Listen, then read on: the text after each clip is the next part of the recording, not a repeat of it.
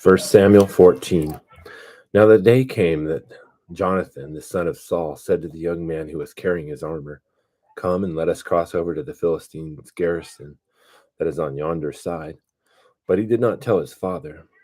And Saul was staying in the outskirts of Gibeah under the pomegranate tree, which is in Migron.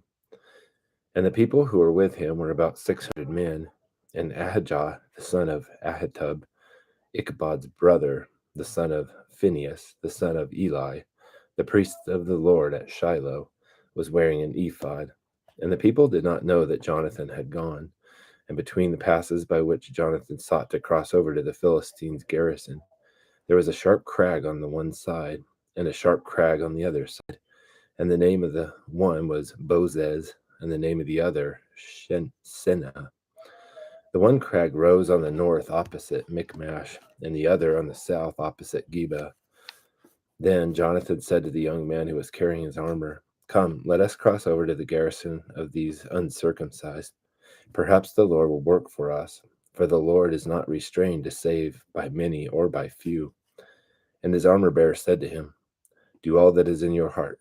Turn yourself, and there I am with you according to your desire." Then Jonathan said, "Behold, we will cross over to the men and reveal ourselves to them. If they say to us, 'Wait until we come to you,' then we will stand in our place and not go up to them. But if they say, 'Come up to us,' then we will go up. For the Lord has given them into our hands, and this shall be the sign to us."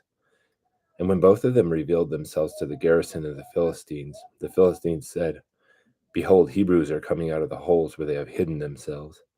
So the men of the garrison hailed Jonathan and his armor bearer and said, "Come up to us, and we will tell you something." And Jonathan said to his armor bearer, "Come up after me, for the Lord has given them into the hands of Israel." Then Jonathan climbed up on his hands and feet, with his armor bearer behind him, and they fell before Jonathan, and his armor bearer put some to death after him. And that first slaughter which Jonathan and his armor bearer made was about 20 men with about half a furrow and an acre of land. And there was a tremble in the camp, in the field, and among all the people. Even the garrison and the raiders trembled, and the earth quaked, so that it became a great trembling. Now Saul's watchmen in Gibeah of Benjamin looked, and behold, the multitude melted away, and they went here and there. And Saul said to the number who were with him, "Number now and see who has gone from us." And when they had numbered, behold, Jonathan and his armor bearer were not there. Then Saul said to Ahijah, "Bring the ark of God here," for the ark of God was at that time with the sons of Israel. And it happened while Saul talked to the priest that the commotion in the camp of the Philistines continued and increased. So Saul said to the priest, "Withdraw your hand." Then Saul and all who were with him rallied and came to the battle, and behold, every man's sword was against his fellow, and there was a very great confusion. Now the Hebrews who were with the Philistines previously, who went up with them all around in the camp, even they also turned to be with the Israelites who were with Saul and Jonathan. When all the men of Israel who had hidden themselves in the hill country of Ephraim heard that the Philistines had fled, even they also pursued them closely in the battle. So the Lord delivered Israel that day, and the battle spread beyond Beth-aven. Now the men of Israel were hard pressed on that day, for Saul had put the people under oath, saying, "Cursed be the man who eats food before evening, and until I have avenged myself on my enemies." So none of the people tasted food. And all the people of the land entered the forest, and there was honey on the ground. When the people entered the forest, behold, there was a flow of honey, but no man put his hand to his mouth, for the people feared the oath. But Jonathan had not heard when his father put the people under oath. Therefore he put out the end of his staff that was in his hand, and dipped it in the honeycomb, and put his hand to his mouth, and his eyes brightened. And one of the people answered and said, "Your father strictly put the people under oath, saying, 'Cursed be the man who eats food today.'" And the people were weary. And Jonathan said, "My father has troubled the land. See now how my eyes have brightened because I tasted a little of this honey. How much more if only the people had eaten freely today of the spoil of their enemies, which they found. For now the slaughter among the Philistines has not been great." And they struck the Philistines that day from Michmash to Ahijan. and the people were very weary.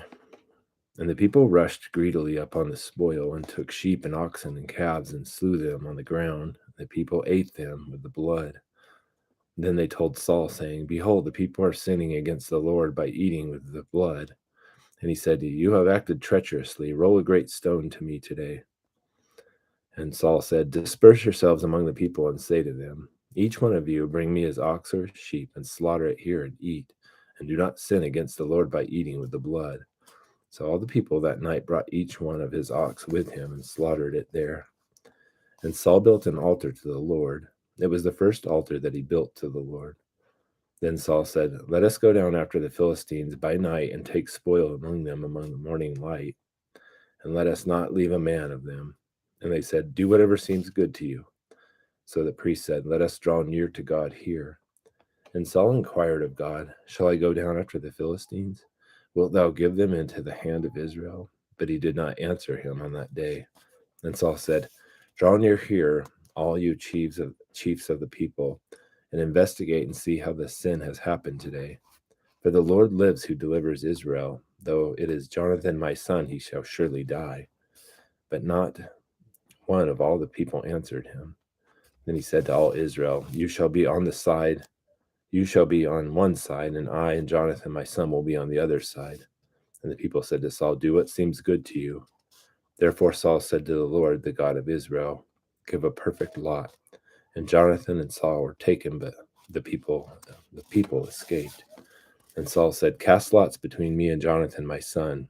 And Jonathan was taken. Then Saul said to Jonathan, Tell me what you have done. So Jonathan told him and said, I indeed tasted a little honey with the end of the staff that was in my hand. Here I am. I must die. And Saul said, May God do this to me and more also, for you shall surely die, Jonathan. But the people said to Saul, Must Jonathan die, who has brought about this great deliverance in Israel? Far from it.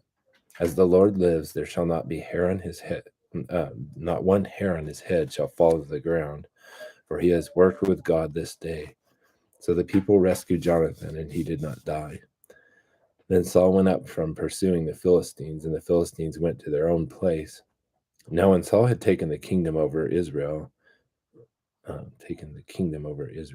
he fought against all his enemies on every side, against Moab, the sons of Ammon, Edom, the kings of Zobah, and the Philistines. And wherever he turned, he inflicted punishment. And he acted valiantly and defeated the Amalekites, and delivered Israel from the hands of those who plundered them. Now the sons of Saul were Jonathan and Ishvi and Malchishua, and the names of his two daughters were these: the name of the firstborn Merab, and the name of the younger Michal. And the name of Saul's wife was Ahinoam, the daughter of Ahimaaz. And the name of the captain of his army was Abner, the son of Ner, Saul's uncle. And Kish was the father of Saul, and Ner, the father of Abner, was the son of Abiel. Now the war against the Philistines was severe all the days of Saul, and when Saul saw any mighty man or any valiant man, he attached him to his staff.